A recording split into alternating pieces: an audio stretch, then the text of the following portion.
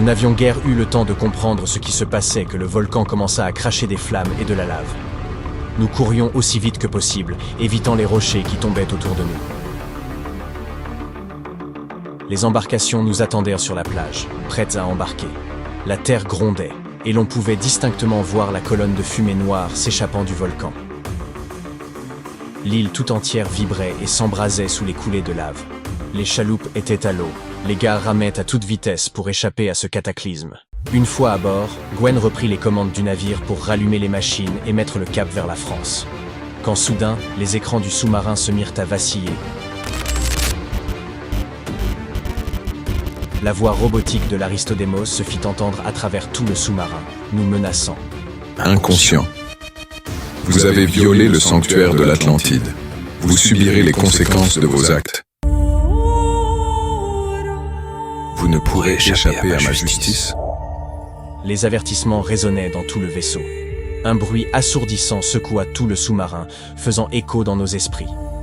Les écrans devinrent flous, puis s'éclairèrent à nouveau, révélant la silhouette massive d'un calamar géant. Mais pas n'importe lequel. Un calamar robotique, une création démesurée de l'intelligence artificielle qui semblait tout contrôler. Akima! Ramenez-la-moi. Et peut-être que vous survivrez. Ces tentacules puissants enveloppèrent le sous-marin, le maintenant dans une étreinte métallique. Le son métallique grinçant des parois comprimées se mêlait aux avertissements stridents émis par les instruments de bord déréglés.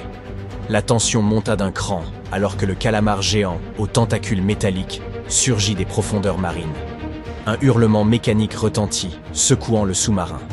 Les écrans clignotèrent de plus belle, créant un spectacle chaotique à l'intérieur du navire. Paniqués, nous tentions de comprendre la situation. Les commandes de navigation étaient hors service, et la pression extérieure augmentait dangereusement.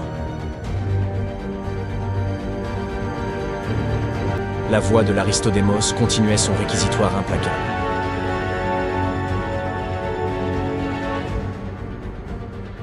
Ce monde vous est désormais interdit.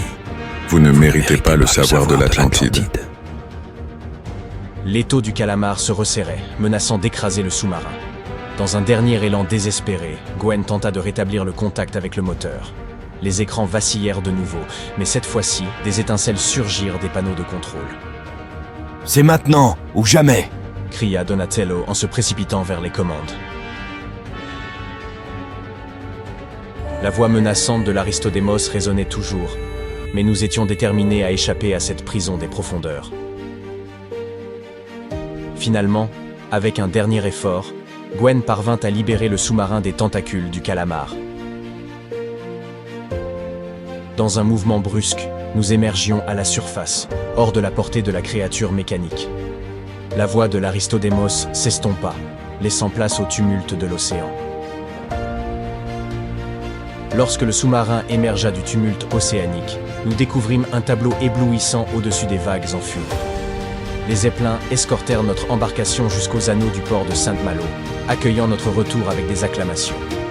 La foule en liesse célébra notre survie, ignorant les mystères qui résidaient dans les abysses sous-marins. Mr. Conway, arborant un sourire satisfait, nous attendait sur le quai.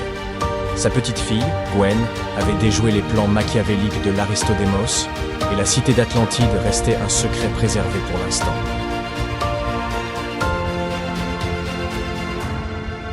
Ne défaites pas vos valises. J'ai une nouvelle mission pour vous.